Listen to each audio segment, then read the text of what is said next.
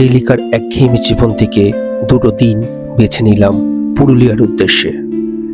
আমরা বেরিয়ে পড়লাম লাল পলাশের দেশ পুরুলিয়াতে। প্রথমেই আমরা হাওড়া স্টেশন থেকে বন্দে ভারত ট্রেনে করে পুরুলিয়া উদ্দেশ্যে রওনা দিলাম। আমরা চলেছি পুরুলিয়ার দিকে। যেতে যেতে বিভিন্ন রকম সিনারিগুলো আমরা ট্রেন থেকে দেখছি। সত্যি মনটা খুব ভালো লাগছে। আমরা চারিপাশের সুন্দর সিনারি দেখতে দেখতে প্রকৃতির কোলে আমরা এগিয়ে চলেছি আস্তে আস্তে, এবং ট্রেনের ভিতরটাও খুব পরিষ্কার পরিচ্ছন্ন। চারিদিকটা যেন একটা মনে হচ্ছে সিনারির মতো লাগছে। আপনারা এই পুরুলিয়া ট্যুরটি সম্পূর্ণ ভ্রমণ কাহিনীটি আপনারা দেখতে থাকুন। প্রত্যেকটা টুরিস্ট স্পট সম্বন্ধে আমরা বিবরণ দেব, কোথায় গিয়ে থাকবেন এবং কিভাবে ঘুরবেন, এবং কোন কোন জায়গাগুলো পলাশের জায়গা রয়েছে এবং প্রচুর পরিমাণে লাল পলাশের বন আপনারা দেখতে পাবেন। সমস্ত কিছু বৃত্তান্ত এই ভ্রমণ কাহিনীটিতে ব্যাখ্যা করা হবে, তাই পুরো ভিডিওটি আপনারা দেখতে থাকুন স্কিপ না করে। অবশ্যই আপনাদের ভালো লাগবে। আর আপনারা ভিডিওটি ভালো লাগলে অবশ্যই লাইক, শেয়ার এবং কমেন্ট করবেন। আর যারা নতুন আছেন তারা অবশ্যই চ্যানেলটিকে সাবস্ক্রাইব করে দেবেন। আমরা পুরুলিয়া স্টেশনে এসে পৌঁছালাম এবং পুরুলিয়া স্টেশনে আমরা নেমে সেখান থেকে আমরা একটা গাড়ি হায়ার করে আমরা চললাম। আমরা যেতে যেতে আমরা প্রথমে গেলাম পার্ডি ড্যামে। এই পার্ডি ড্যামটি অপূর্ব সুন্দর। সত্যি কথায় যেন স্বয়ং ভগবান এই জায়গাটিকে খুব সুন্দরভাবে সাজিয়েছেন। এত সুন্দর জায়গা, চারিদিকে পাহাড়ে ঘেরা, তার মাঝখানে এই ড্যামটি। দেখে এই মনোমুগ্ধকর পরিবেশ দেখে আমাদের মনটা একদমই ভরে গেল। আপনারা যখন এখানে আসবেন অবশ্যই এই ড্যামটি দর্শন করে যাবেন। সত্যি নেচার যেন সেজে উঠেছে তার সাজো সাজো রবে। আমি কিছুক্ষণ পার্ডি ড্যামে এদিক ওদিকটা ঘুরে দেখলাম। দেখার পর আমি এগিয়ে চললাম আরেকটু জঙ্গলের ভিতরে। ধীরে ধীরে আমরা এগিয়ে চলেছি অযোধ্যা পাহাড়ের এই জায়গাটিতে, এবং এই অযোধ্যা পাহাড়ের এই জায়গাটি খুবই সুন্দর। ড্যামটি বয়ে চলেছে, আমরা তার উপর দিয়ে হেঁটে চলেছি। চারিদিকে সুবিশাল পাহাড় এবং পাথরের খণ্ড এদিক ওদিকে ছড়িয়ে রয়েছে। দেখে সত্যি মনটা আমার ভরে গেল। আমি এগিয়ে চলেছি, তারপরে আমাদের গাড়ি আস্তে আস্তে এগিয়ে চলেছে। আমরা যেতে যেতে আমরা চলে আসলাম একটি জঙ্গলের ভিতরে। অযোধ্যা পাহাড়ের উপরে একটি জঙ্গল, সেখান থেকে আমরা এগিয়ে চলেছি এবং দু সাইডে আমরা চলেছি বারন্তীর দিকে। এইখানটায় সূর্য খুব ভালো করে দেখা যায় এবং সানসেট সত্যি খুব সুন্দর। আমরা এখান থেকে দেখার পর তারপরে আমরা আপার ড্যামে গেলাম। সেই আপার ড্যাম থেকে উপরের ভিউটি আমরা খুব দেখলাম। সত্যি এত সুন্দর লাগছে চারিদিকটা। দেখার পর এখানে নিকটস্থ একটা পার্ক আছে, সেই পার্কে আমরা গেলাম। পার্কটা খুব চারিদিকে গাছগাছালায় সুসজ্জিত। দেখে মনটা সত্যি ভরে গেল। আমরা কিছুক্ষণ আপার ড্যামের উপরে চারিদিকটা দেখতে শুরু করলাম এবং রামধনুর মতো চারিদিকটা মনে হচ্ছে। সত্যি দেখে এত সুন্দর লাগলো, এবং এখানে অসংখ্য টুরিস্ট এই মনোরম দৃশ্যটি দেখার জন্য সবাই এখানে দাঁড়িয়ে রয়েছে। আমরা দেখার পর ধীরে ধীরে আমাদের গাড়ি এগিয়ে চলেছে। এরপরে আমরা যেটা আসলাম সেটা এইখানে একটি টেম্পল আছে। সেই টেম্পল দর্শন করার পর আমরা ধীরে ধীরে আমাদের গাড়ি চলেছে নেক্সট ডেস্টিনেশনের উদ্দেশ্যে। আপনারা দোলের ছুটিতে চলে যান পুরুলিয়াতে। লাল মাটি, পাহাড়ের কোলে থাকার মজা তো নিতেই পারবেন, সঙ্গে চোখ ধাঁধিয়ে যাবে রঙে। লাল হলুদ পলাশ আপনাকে স্বাগত জানাবে দুহাত ভরে।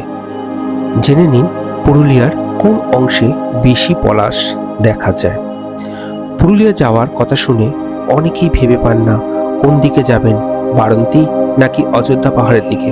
কোন দিকে গেলে বেশি পলাশের রাশি চোখে পড়বে। আমরা আপনাদের বলবো চলে যান বারন্তীর দিকে। পলাশ প্রেমীদের স্বর্গরাজ্য বললেও ভুল হবে না।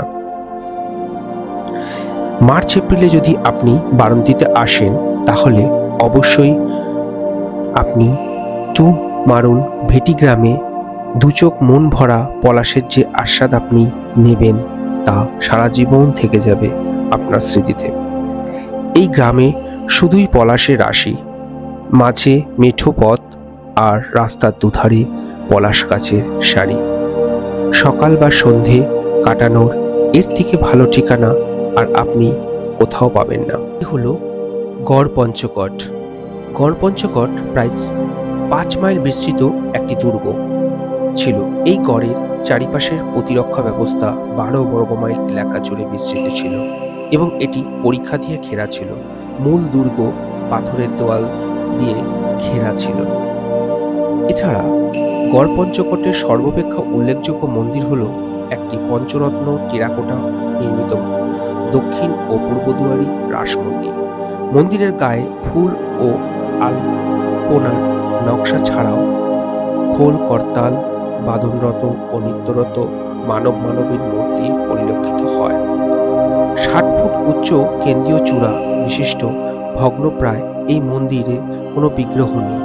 উত্তর পশ্চিম দিকে অপর একটি পঞ্চরত্ন টেরাকোটা মন্দিরের ধ্বংসাবশেষ রয়েছে বর্তমানে, যার 4টি চূড়া নিশ্চিহ্ন হয়ে গেছে এবং মধ্যে 40 ফুট উচ্চ চূড়াটি অবশিষ্ট রয়েছে। কঙ্কালী মাতার মন্দির। গড়ে পশ্চিম দিকের প্রস্তর নির্মিত কঙ্কালী মাতার ভগ্নপ্রায় মন্দিরের অস্তিত্ব বর্তমান। মন্দিরের সামনের অংশ অক্ষত হলেও পিছনের অংশ সম্পূর্ণ ধ্বংসপ্রাপ্ত।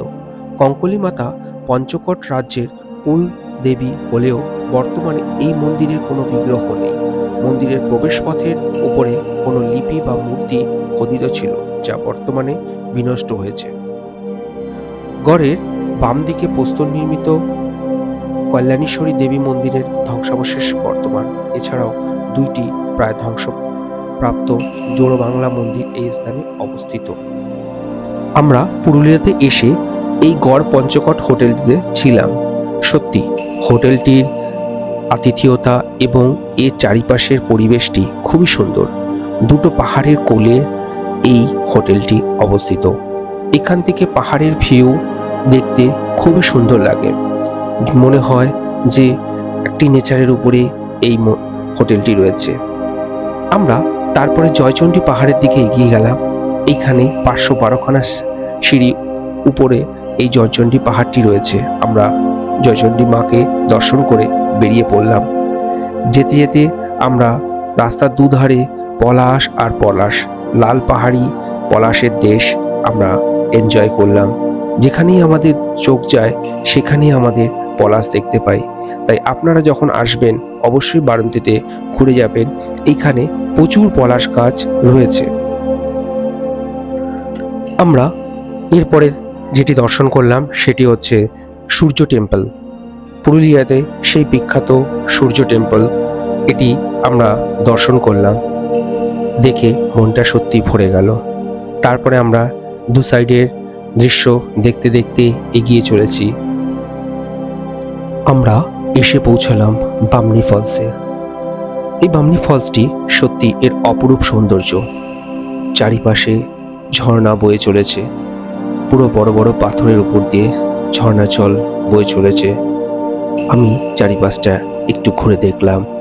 সত্যি একটা মনোমুগ্ধকর পরিবেশ। চারিপাশটা এত সুন্দর এবং পাহাড়ের গা দিয়ে এই ঝর্ণার জল পড়েই চলেছে ক্রমাগত। আমি জলগুলোকে দেখতে শুরু করলাম। এতটাই ভালো লাগছে যেন মনটা ভরে গেল। সত্যি ভগবানের এক অপরূপ সৃষ্টি। এরপরে আমি এখান থেকে বেরিয়ে আমরা চলে গেলাম টুংরা ফলসের দিকে। টুংরা ফলসটা দেখলাম, সেটাও অনেকটা বামনি ফলসের মতো। আমি চারিপাশটা একটু দেখলাম। সত্যি এখানকার পরিবেশটাও অপরূপ সৌন্দর্য। আমি এই সৌন্দর্যটাকে উপভোগ করলাম। সত্যি পাহাড়, জঙ্গল আর এই ঝর্ণার জল মিলেমিশে একাকার হয়ে গেছে। আপনারা যারা আসবেন এই দোলেতে অবশ্যই বারাণসীতে চলে আসবেন। এইখান থেকে সুন্দরভাবে পলাশ দেখতে পাবেন। যারা কলকাতা থেকে আসবেন তারা অবশ্যই হাওড়া স্টেশন থেকে ট্রেন ধরে ডাইরেক্ট আপনারা পুরুলিয়া স্টেশনে নেমে এবং সেখান থেকে গাড়ি ধরে আপনারা এই বারান্তীতে পৌঁছতে পারেন। আপনাদের এই সম্পূর্ণ পুরুলিয়া ভ্রমণটি যদি ভালো লেগে থাকে তবে অবশ্যই লাইক করবেন এবং আপনাদের কেমন লাগলো তার মতামত অবশ্যই আপনারা কমেন্টের মাধ্যমে জানাবেন এবং আপনারা এই ভ্রমণ কাহিনীটিকে শেয়ার করবেন প্রচুর পরিমাণে। আর যারা আমার চ্যানেলে নতুন আছেন তারা অবশ্যই সাবস্ক্রাইব করবেন এবং পাশে থাকা বেল বাটনটিকে অবশ্যই প্রেস করবেন, তাতে আপনাদের কাছে নতুন ভিডিওগুলো পৌঁছে যাবে। আপনারা সবাই ভালো থাকবেন এবং সুস্থ থাকবেন।